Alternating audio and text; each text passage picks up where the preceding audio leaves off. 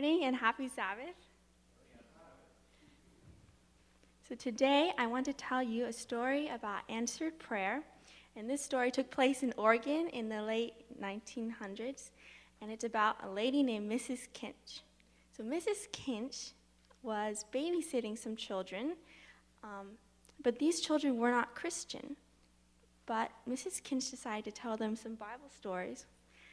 And so by the time Mrs. Kinch had been babysitting for quite a while, they knew quite a lot of Bible stories. So one day, as Mrs. Kinch was babysitting them, the power went out. I think some of us may have had that happen to us recently. And so the children were scared. And so she put the youngest child to bed.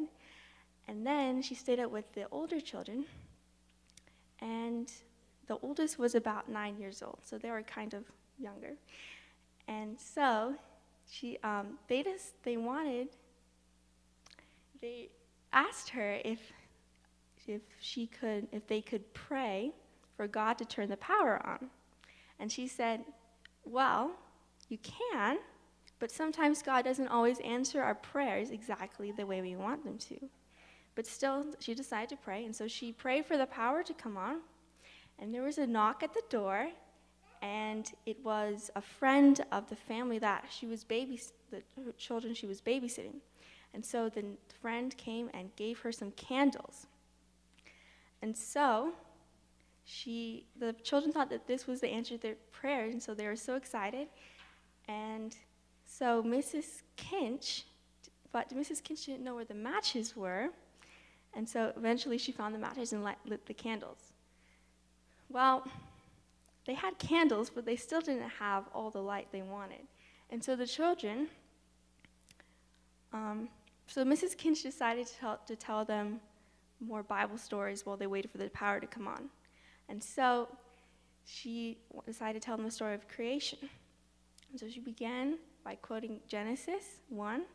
So she started, in the beginning, God created the heavens and the earth.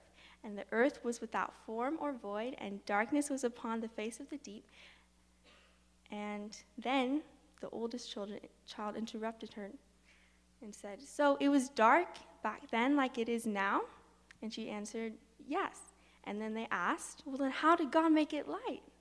And then she said, well, God said, let there be light, and there was light. And at that very instant, all the lights came on in the house. And so the children were so excited that the lights came on.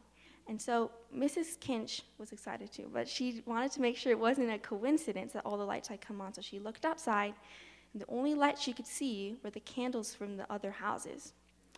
And so about 2 hours later, all the other houses got their power. And so when Mrs. Kinch left and the parents came home, the children told their parents about what had happened, and eventually the whole family became Christian. So God does answer our prayers, and we're going to talk more about that in this sermon. So you can go back to your seats.